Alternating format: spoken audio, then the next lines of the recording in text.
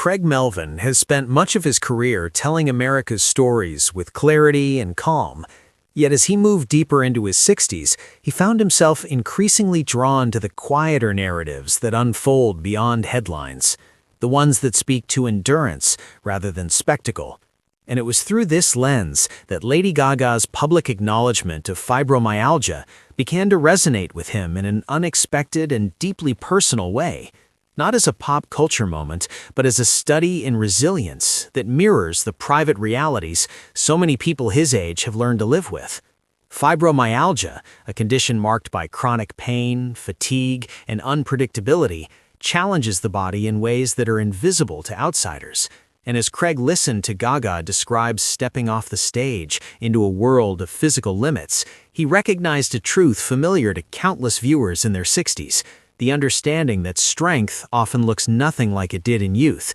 and that perseverance is measured not by how loudly one triumphs, but by how quietly one adapts. Lindsay,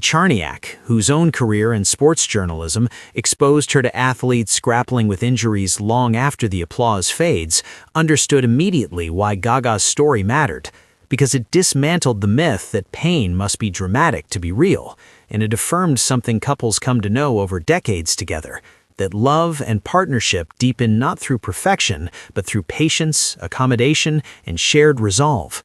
For Craig, Gaga's openness reframed chronic illness not as a detour from purpose, but as a different route altogether, one that requires recalibration rather than surrender. And he reflected on how many people in their 60s carry similar conditions, arthritis, nerve pain, autoimmune disorders, while continuing to show up for family, community, and work, rarely naming their struggle, rarely seeking validation.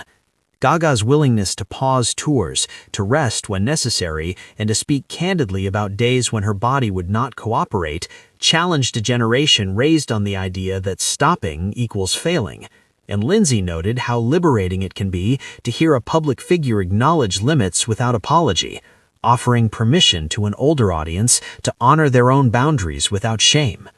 What made Gaga's resilience so compelling to Craig was not her ability to perform through pain, but her discernment in knowing when not to, a wisdom that tends to arrive later in life, after the body has taught its lessons repeatedly. And as he watched her redirect energy toward healing, advocacy, and creativity on her own terms, he saw a reflection of the transitions many viewers face after 60, when priorities shift from accumulation to preservation, from speed to sustainability.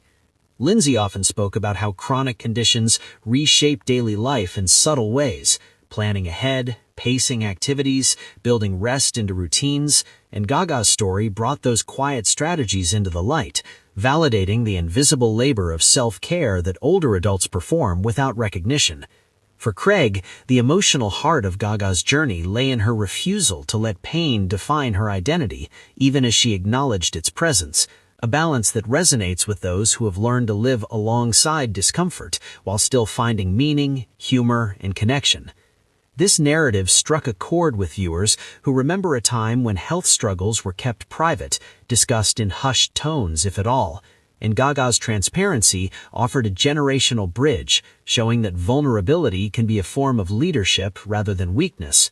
Lindsay observed that resilience in later life is rarely about dramatic comebacks, but about continuity, the choice to keep participating in life, even when it requires adjustments. And Gaga's willingness to redesign her relationship with work mirrored the choices many couples make together as they age, negotiating energy, expectations, and shared goals.